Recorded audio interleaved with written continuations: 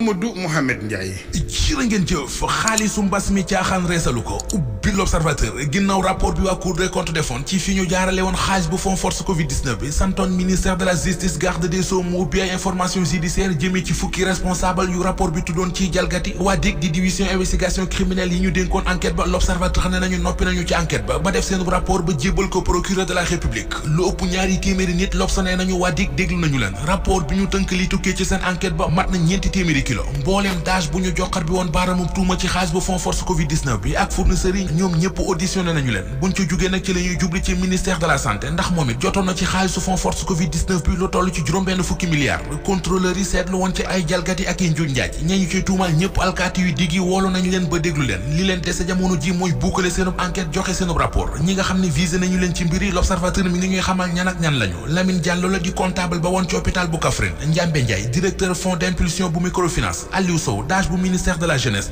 Madeleine Suzanne Lo DAGE bu ministère du commerce Mouhamadou Bamba Amar aide comptable bu ministère développement industriel Ndeye Aminata Loum Ndiaye DAGE bu ministère développement industriel Djibi Diakhaté DAGE ba woon ci ministère de la famille Léon Zalé DAGE bu ministère communication culture ak Alassane Diallo mi ne woon DAGE ci ministère mine ak géologie le mandat nañu enquête bi ñeel xaalis bu fond force Covid-19 yi caafa nga ciy bëgg a xam ci ñenn ñi ndax président Macky Sall mi tegoon concam ci dossier yi teggi na ko coow la ma nga jëm ca taabali procureur bi assemblée nationale Sud du Quotidien mi ngi ñuy xamal ne dañuy plénière tey ngir wax ci révision gi ñu bëgg ci constitution bi ak code de procédure pénale bi mbiri parrainage yeeg mbiri cour répression enrichissement illicite yéenekaay bi nee nañu moom lañ fa war a waxtaane soleil national la ñuy coppite yi ñu bëgg ci code de procédure pénale bi su anto cour répression enrichissement illicite dafay tëb ñu indi li ñu naan parquet financier ya ñu war a lijjanti ci pencum ndawi réew mi tey jii du loole rek ndax le témoigné mi ngi ñuy xibaar ci xëtamu njëkk ne Karim Wade Khalifa Sall yi ñu bëgg a delloosi ci géew bi tey mooy seen bésub dëgg bés bi le jour tudde ko bés bu ñu war a dekkalaatee ñaari ndendekki mu di Karim Wade Khalifa Sall meneen di Macky Sall njiitu réew mi ci xët mu njëkku réew mi quotidien